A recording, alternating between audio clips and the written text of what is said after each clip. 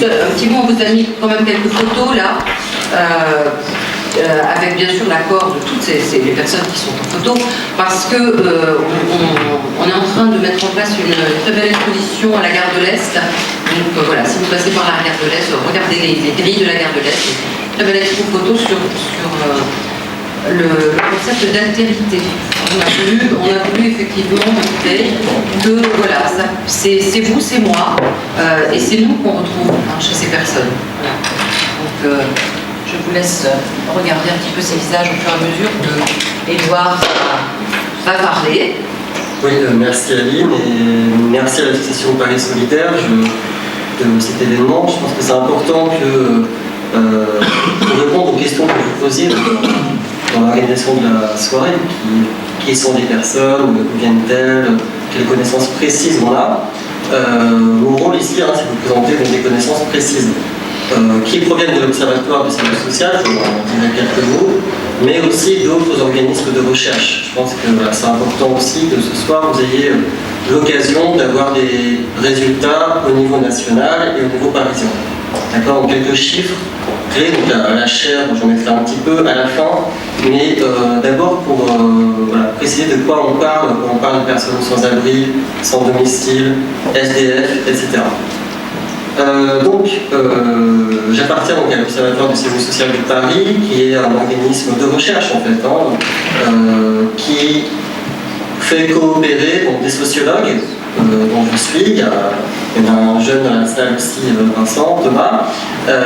Il y a également des épidémiologues. Donc, Vincent, voilà.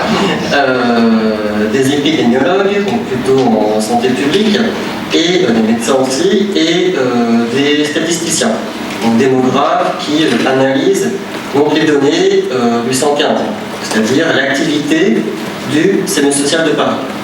Donc il y a des données intéressantes là-dessus. Il faut bien distinguer les données de l'activité du 115 et les données démographiques sur les SDF eux-mêmes. D'accord, je vais un peu distinguer les deux, parce que c'est important d'avoir cette distinction-là. Mais avant, du coup, on va partir en définition. Limite, je vais vous donner la parole, si vous voulez, dans 2 minutes plutôt. C'est qu'est-ce qu'un SDF? Si vous connaissez la définition d'un SDF. C'est un appel pour répondre, je pense. Allez-y, c'est pas une interrogation, il n'y a pas de note, il n'y a pas de diplôme à valider. Oui. Une personne ne prend pas pour lui un lieu qui ne peut pas donner une adresse de résidence et qui est obligé de dormir dans la rue. Non. Et sur une période. Non, c'est une très bonne remarque, mais du coup voilà, déjà on va pouvoir remettre en cause certaines idées reçues. Donc ce n'est pas l'absence d'adresse. Quoi d'autre? Oui. Une personne qui n'a pas de logement fixe pendant une certaine période de temps, mais ça ne veut pas forcément dire qu'elle est à la rue, elle peut être dans des dispositifs de relance. C'est presque exact, sauf qu'on ne parle pas de logement, on parle d'hébergement. Il y a une grande distinction juridique, mais voilà, entre logement et hébergement. Oui, on s'approche. D'autres personnes veulent essayer? Non. Donc, pour répondre, il n'y a pas de définition légale. Dans la loi, il n'y a pas de définition de ce qu'est une personne sans abri, sauf le fait qu'elle le revendique. Et ça, c'est en cohérence avec le principe de l'aide inconditionnelle. Peut-être qu'on en parlera, peut-être que c'est quelque chose qui vous parle, qui vous touche. Le CMU social a été un acteur très important dans l'histoire de l'urgence sociale et de l'aide au SDF en général, pour faire reconnaître ce principe qui est vraiment très original par rapport à l'ensemble des politiques sociales, sans contrepartie et sans condition autre que le besoin déclaré. Ça, c'est très important et ça explique en partie aussi les problèmes de saturation au sein de la ligne, on en parlera tout à l'heure. Donc, pas de définition légale. En revanche, deuxième question, est-ce que vous savez combien il y a de personnes SDF en France? Une idée, une approximation. Un chiffre. 150 000. On n'est pas loin. Alors, qui peut affiner? C'est un peu moins. 141 000. Voilà, 144 000, voilà, c'est ça, bravo. Alors, la question c'est comment on peut compter les personnes SDF si on n'a pas de définition?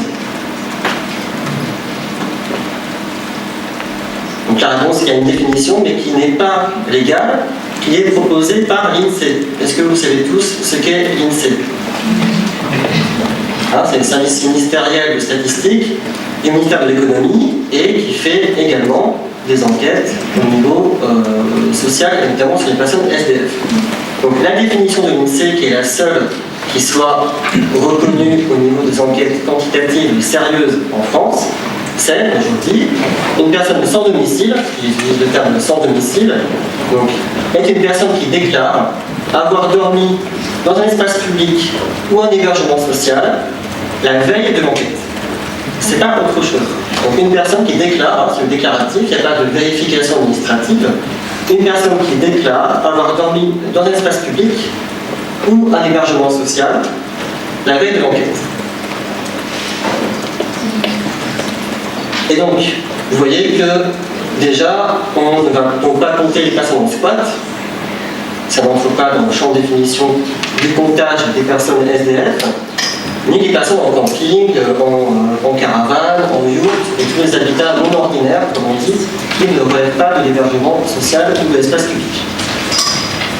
Et donc, une personne sans abri, c'est une personne sans domicile qui a dormi donc, dans un espace public la veille. Et donc, c'est à partir de cette définition-là qu'on peut compter. Donc, effectivement, vous aviez raison, il y a 144 000 personnes sans domicile au sens de l'INSEE en France. Alors, à votre avis, ça a augmenté ou ça a diminué par rapport à la période précédente, on va dire depuis 10 ans? C'est une question facile, hein. Ça a augmenté, ça a diminué? Ça a augmenté de 50%. Donc en gros, il y avait 86 000 personnes qui ont été comptées par l'INSEE en 2001. Il n'y a eu que 2 enquêtes, hein, c'est simple. 2001, 86 000. 2012, 144 000. Donc on attend la prochaine, ça se trouve en 2022. Il y a un manque de financement aussi, hein, dans la recherche, même à l'INSEE, donc, j'accélère un petit peu. Les enquêtes de l'INSEE permettent de compter, mais permettent aussi de caractériser les personnes sans domicile au niveau global. Et ça, c'est important. La composition des personnes sans domicile révèle une appartenance aux classes populaires, c'est-à-dire ouvriers et employés. En très grande majorité, les personnes sans domicile sont enfants de parents qui étaient ouvriers ou employés. Et quand les personnes sans domicile travaillent, puisqu'il y en a un tiers environ qui ont un emploi, qui sont des travailleurs pauvres, donc qui ont un emploi mais qui n'ont pas assez d'argent pour avoir un logement, quand ils ont un emploi, ils sont également en grande majorité employés ou ouvriers. D'accord? Donc quand on dit que ça peut arriver tout le monde, c'est vrai, et pas avec la même probabilité. Donc bien d'accord. C'est aussi un problème d'inégalité sociale et économique massif. Ça révèle également, les enquêtes de l'INSEE révèlent également une inégalité au niveau du lien familial. C'est-à-dire que parmi les sans domicile sont surreprésentées les personnes qui ont connu un placement au foyer en tant qu'enfant. C'est-à-dire à l'aide sociale à l'enfance, en foyer avant de la tasse, mais en foyer d'hébergement en raison de problèmes familiaux, soit de violence des parents, soit d'abandon, soit de décès et de manque d'argent. D'accord? Ça c'est important aussi, ça révèle aussi des inégalités au niveau de la famille. Et une dernière chose au niveau national, c'est au niveau de l'évolution, donc entre 2001 et 2012, l'évolution majeure, à votre avis, c'est quoi? Au niveau de la proportion des différentes populations. Qu'est-ce qui a été le grand changement? Là? Le rajeunissement. Non, ça aurait pu, mais c'est pas massif. C'est pas De plus en plus de femmes. Il y a plus de femmes, mais c'est une hausse de 5 points de pourcentage. C'est 33% en 2001, 38% en 2012. Oui. Migration. Personne étrangère. Voilà. Personne de nationalité étrangère, effectivement. On est passé de 38% en 2001 à voilà, 53%, tout à fait, 53% en 2012. Donc là, c'est clair que le problème du sans-abrisme, comme on dit, ou des sans-domicile, est lié au problème migratoire. c'est que les personnes étrangères sont les plus touchées par l'exclusion par rapport au logement. Ça, voilà, c'est lié à la hausse des familles, même si cette hausse au niveau national n'est pas importante, au niveau parisien, c'est une situation fortement, enfin, au premier âge, voir la hausse très importante du nombre de familles qui sont en situation d'exclusion par rapport au logement. Donc, pour revenir aux chiffres clés en Île-de-France, que l'Observatoire peut établir grâce à des enquêtes précises. Alors l'enquête dont parlait Aline tout à l'heure sur les familles qui a été réalisée par l'Observatoire en 2013 montre qu'il y a au moins 10 000 familles. 10 000 familles en hôtel et en hébergement, ce qui en Île-de-France, ce qui représente 35 000 personnes. Donc en 2013, il y avait 35 000 personnes qui vivent en famille et qui sont en hébergement ou en hôtel. Avec des conditions, donc on l'évoquait tout à l'heure, très difficiles, notamment en termes de mobilité imposée, puisque le séjour en hôtel n'est pas garanti et elles doivent parfois quitter leur hébergement du jour au lendemain avec une scolarisation pour les enfants, qui sont dans un quartier, qui doivent changer de quartier assez rapidement. Et pour les personnes isolées, parce qu'on distingue famille et isolée, donc là c'est une autre enquête de l'Observatoire qui a été réalisée en 2011. Si vous avez des références, je peux vous dire après par mail comme vous voulez. Donc on compte en 2011 25 000 personnes qui sont hébergées à Paris. Là c'est pour Paris uniquement. 25 000 personnes hébergées et 6 900 personnes qui dorment dans la rue. 6 900 personnes qui dorment dans la rue à Paris en 2011. Donc, c'est un chiffre quand même important, surtout pour les personnes qui dorment à la rue, et c'est sans doute lié au problème de saturation dont Aline a parlé. Pour finir enfin sur les conditions de vie, alors là c'est pareil, je pense qu'il y a un déficit de diffusion des connaissances dans le grand public par rapport aux connaissances scientifiques. Ça j'y tiens énormément, je suis universitaire et j'ai une formation universitaire. Et je pense que sur le problème des sans-abri, il y a aussi des connaissances scientifiques qu'il faut connaître. Une connaissance scientifique, c'est une connaissance qui est fondée sur de l'enquête empirique. C'est-à-dire, on va voir les gens, on les interroge avec des méthodes et des techniques particulières qu'on apprend en sociologie, avec une technique d'observation, on va observer comment elles vivent, on va observer comment elles sont aidées, etc. Et au niveau statistique. J'y tiens parce que souvent il y a un discours sur les sans-abri qui est un peu flottant. Et voilà, donc il y a un discours scientifique qui existe, et donc je tenais aussi à vous le dire parce que ce sont des références précises sur comment les personnes vivent à la rue. Vous avez les ouvrages de Pascal Pichon. Ça c'est 20 ans de travail, à mon avis méconnus, pas assez connus, qui sont d'ethnographies sérieuses. Sur la manière d'aider les personnes et aussi les travaux, sur les mobilisations associatives, les enfants Don Quichotte par exemple. La loi d'Allo, elle n'est pas venue comme ça toute seule, elle a fait avec Saint-Martin, etc. Pareil, des travaux qui existent, etc. L'idée donc c'est que, voilà, si vous avez des questions par rapport à ça, je rentre un peu les questions, c'est n'hésitez pas sur les travaux qui existent et sur la façon de vous documenter de manière scientifique sur la question. Voilà, je ne développe pas plus et je laisse la parole à Aline pour la fin de l'intervention. Est-ce que vous avez des questions par rapport à justement ces personnes, qui elles sont, d'où elles viennent, combien elles sont, leurs conditions de vie? Pas spécialement. Oui. J'ai une question. Comment est-ce que vous expliquez le fait qu'il y ait plus d'hommes qui sont sans domicile fixe que de femmes?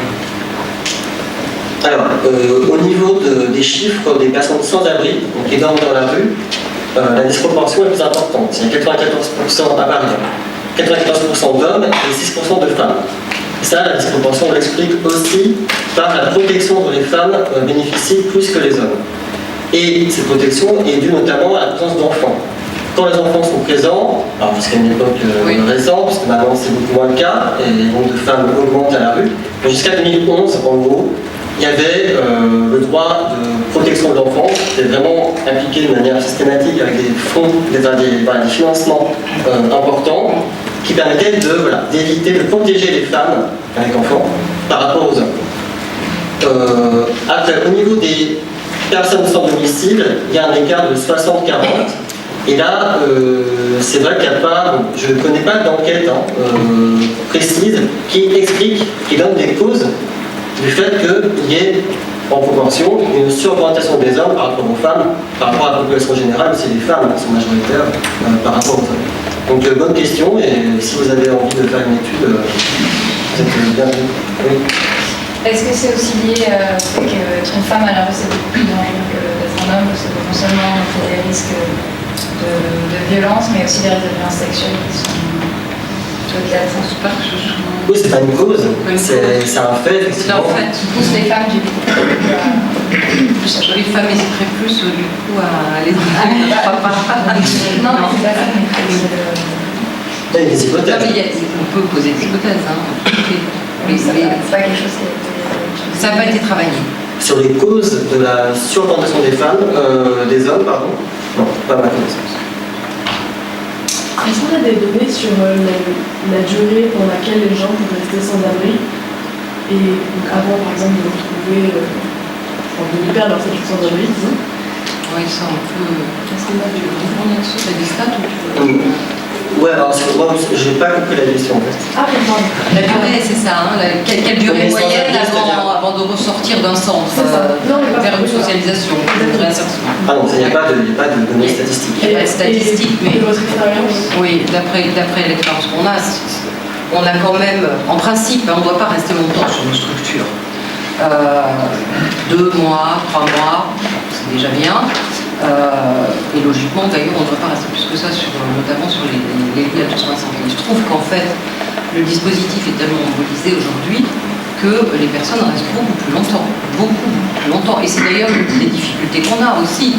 Hein. Elles peuvent rester 6 mois, et même certaines restent 1 année. Dans des centres où, par exemple, on parlait des femmes, je suis femme, on a beaucoup de femmes qui restent pendant 1 année.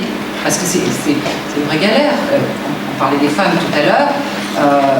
C'est vrai que c'est très très différent des hommes. Quand on va au centre d'hébergement d'urgence femmes, vous y allez le matin, toutes les femmes elles sont parties. Elles ont des petits boulots. Hein, elles ont des petits boulots, au lac, etc. Garder des enfants, garder des personnes âgées, etc. Elles vont se débrouiller. Elles se débrouillent. Et super bien. Hein. Sauf que ça ne suit pas derrière. Quoi. Hein, il y a pas, souvent, elles ont des difficultés pour refaire le papier, ce qu'on appelle le retour au droit commun, en fait, hein, ou l'accès au droit, ou les papiers d'identité. Hein. Et puis aussi, il y a quand même le problème de l'accès à l'emploi et l'accès au logement. C'est quand même très très compliqué aujourd'hui d'accéder à un emploi, un revenu, etc. Puis après, d'accéder au logement. Oui, mais donc ceux qui quittent les centres, ça implique les retrouver une situation c'est quoi du coup la statistique de ceux qui quittent et qui finissent par y revenir Je vous donne un exemple justement sur nos structures de soins, donc ce qu'on appelle les LHSS, les lits à soins santé. 68% en fait des personnes qui sont sur les LHSS retournent à la rue. C'est pas un choix, c'est simplement que ce sont des personnes pour lesquelles, normalement, on devrait pouvoir obtenir soit une place dans un EHPAD, parce que ce sont des gens ou vieillissants ou qui ont des pathologies ou des handicaps, hein, ou dans un établissement médico-social, par exemple. Hein. Et les places sont extrêmement compliquées et on peut attendre les places pendant des mois, ça peut durer très longtemps. Donc, du coup, ils ressortent, parce qu'ils ne peuvent pas attendre, etc. Puis, du coup, comme ils ressortent dans la rue, bien évidemment, ici, réinstallent, bien évidemment, ces allers-retours vont les fatiguer, bien évidemment, leur santé va se dégrader, c'est un cercle vicieux. Hein. Donc ça, c'est vraiment une vraie problématique. C'est à la fois les pathologies lourdes pour ces personnes-là et le vieillissement. Comment on traite le vieillissement des personnes âgées? Ça, voilà, c'est le vieillissement des personnes exclues qui sont dans nos centres, pardon. Et c'est quoi le critère du coup pour les faire sortir des centres? Ce sont eux qui le demandent. Hein, nous, on peut les garder jusqu'à ce qu'on trouve une solution, mais ce sont eux qui le demandent. Et puis en même temps, à un moment, quand les places ne se débloquent pas, on ne peut pas les garder non plus 5 ans sur le dispositif. Mais il y a des familles, par exemple, là c'est une problématique d'embolisation. On a à peu près 600 familles, je crois, en ce moment, qui sont sur le dispositif hôtelier depuis plus de 5 ans. Donc, vous voyez à quel point, effectivement, ce dispositif, il peut tout d'un coup s'alourdir et être en totale saturation. Mais c'est lié aussi au problème de la possibilité de retrouver un job, de la possibilité d'avoir un logement. Ouais. D'autres? Mais au-delà de l'hébergement, est-ce qu'il y a des choses précises qui sont mises en place pour aider à la réinsertion? Oui, bien sûr.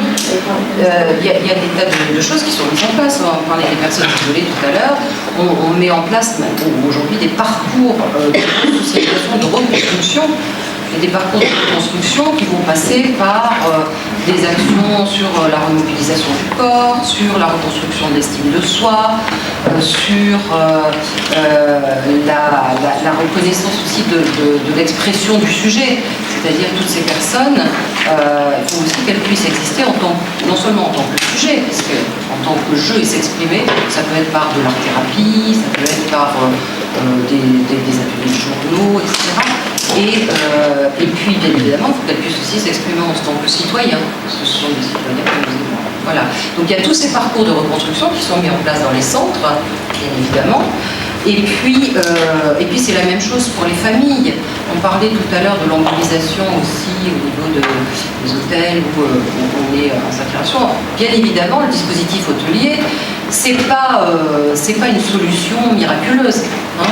C'est une solution qu'on a mis en place en espérant que il y aurait davantage de sorties. Aujourd'hui, on se dit, non, là, on ne peut plus continuer à gérer ça de cette façon-là.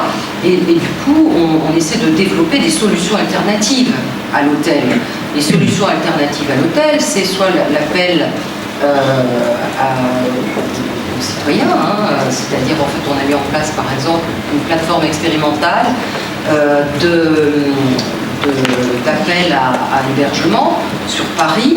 Donc toutes les personnes qui ont des chambres disponibles, des appartements disponibles et qui veulent bien travailler avec nous et recevoir sur ces logements des personnes en difficulté sont mises en relation avec justement ces personnes exclues et nous on encadre et on accompagne en fait à la fois les hébergeurs et les personnes hébergées pour les amener à une sortie du dispositif. C'est un abonnement qui dure à peu près une année. Donc voilà, ça c'est une expérimentation. Hein. C'est comment effectivement la société civile peut aussi aider à trouver d'autres solutions. Et puis après, il y a évidemment, il manquerait à peu près 500 logements, 500 places d'hébergement sur Paris. Donc il y a aussi la nécessité de mettre en place de l'appartement partagé, ce qu'on appelle le co-hébergement. Hein. Donc là, ça peut être des personnes isolées, ça peut être des familles. Et puis il y a bien sûr aussi la nécessité de développer davantage le parc de résidences sociales, mais qu'on soit moins dépendant du privé, c'est-à-dire en fait du secteur hôtelier, et que ces résidences-là, elles soient plutôt gérées par des acteurs associatifs. Donc voilà, il y a toutes ces alternatives-là au dispositif hôtelier qui sont en train de se mettre en place. Et puis, des gros dispositifs aussi d'accompagnement des familles. Et tout ça, tout ce que je vous raconte là, c'est géré par des fonds privés. Ça, ce sont des partenariats qui sont montés pour innover, pour expérimenter, pour chercher des solutions. Et l'accompagnement des familles, ça peut être sur l'axe sanitaire. La mise en place par exemple de bus qui va sillonner pour faire des consultations médicales sur tous les hôtels, parce qu'il y a aussi le problème de non-accès aux soins pour ces familles, c'est quand même quelque chose d'assez difficile. Et puis il y a des programmes de nutrition, d'accompagnement alimentaire qui sont mis en place également, l'Observatoire. Et il y a des programmes bien évidemment aussi éducatifs, d'apprentissage aussi de la langue française, d'accès aux loisirs, d'accès aux vacances également pour les familles, qui puissent partir et retrouver des liens familiaux vraiment plus normalisés, on va dire. Donc voilà, il y a énormément de programmes qui sont mis en place pour justement mieux vivre à l'hôtel tant qu'on n'a pas développé toutes les autres alternatives possibles. On ne laisse pas ça comme ça c'est clair. On essaie d'agir le plus possible. Oui, c'est oui, vous avez parlé des hôtels. Combien de places est-ce qu'on a et est-ce que c'est juste pour l'hiver et qu'est-ce qu'on paie? Parce que normalement, ce ne sont pas des partenariats. Sur les hôtels Sur les hôtels, il y a 560 hôtels avec lesquels on travaille. Et donc là, en termes de places, comme je disais tout à l'heure, chaque soir c'est 30 000 places et une personne. Donc c'est 30 000 places chaque soir. Et qu'est-ce qu'on paie? Et qu'est-ce qu'on paie? Parce que je pense on peut avoir un autre foyer pour la monnaie comme oui, vous voulez dire que c'est une solution qui est chère, oui. Oui, on peut dire ça comme ça. Et temporairement, normalement. Absolument. C'est juste 4 mois. Oui. Mais c'est vrai que ça coûte très cher. On prend le budget du statut social de Paris, par exemple, sur l'ensemble du budget, 80% à peu près du budget, c'est le coût en fait des unités hôtelières. Mais ceux qui sont hébergés payent quand même une indemnité minimum même ou pas du tout? Sur les hôtels? Pas forcément, non, quand ils n'ont pas de revenus. Là, vous avez vu, Edouard vous disait tout à l'heure, vous avez entendu, c'est la plupart des personnes quand même qui sont logées sur ces hôtels sont des gens qui sont issus aussi de parcours forts, qui n'ont parfois pas de papier, qui n'ont pas de revenus, etc. Donc, on ne peut pas leur demander, là, de participer à la météorologie. Sur la pension de famille, oui, quand on est en stabilisation. Voilà, on passe la parole.